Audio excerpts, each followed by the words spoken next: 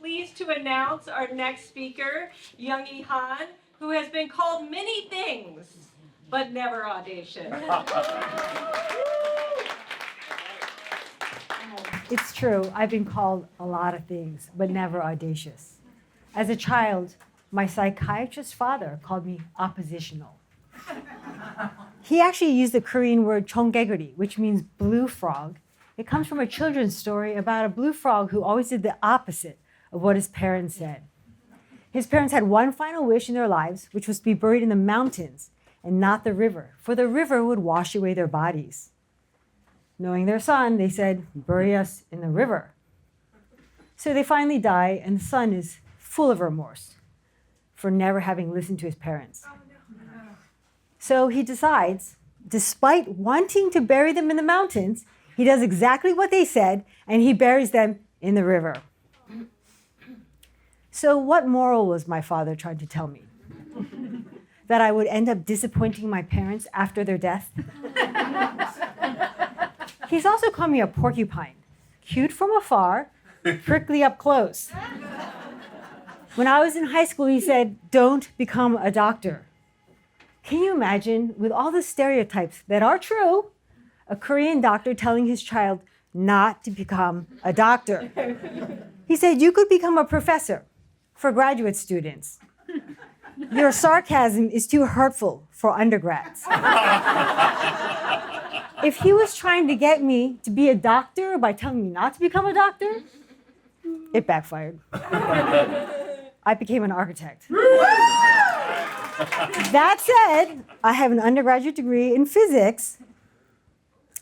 In my parents' eyes, I was all set to become a physics professor. But in my senior year, I took some intro architecture classes and pivoted. They called me wasteful for throwing away my physics education. As an architect, I've been called a pain in the ass by a building manager who added, "If you were a guy, I'd punch you."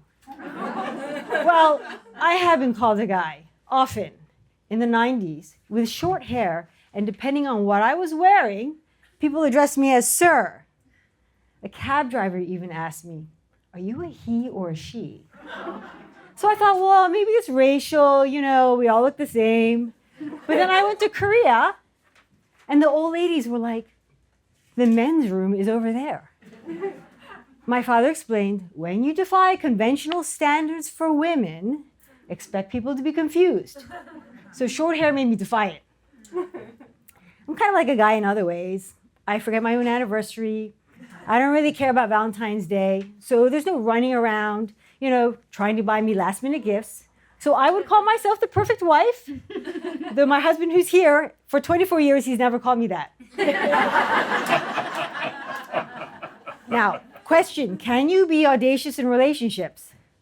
Well, in my experience, if you're too truthful too soon, you're called ex-girlfriend. I had a boyfriend who acted like, I told him, I said, "You were really weird when we went out with your buddies for the first time." The next thing I know, he's left the cab. It was Valentine's Day. So my roommate says to me, "Yungie, you are unsympathetic to human weakness." I mean, he said that affectionately. As affectionate as you can be to a blue poison dart frog.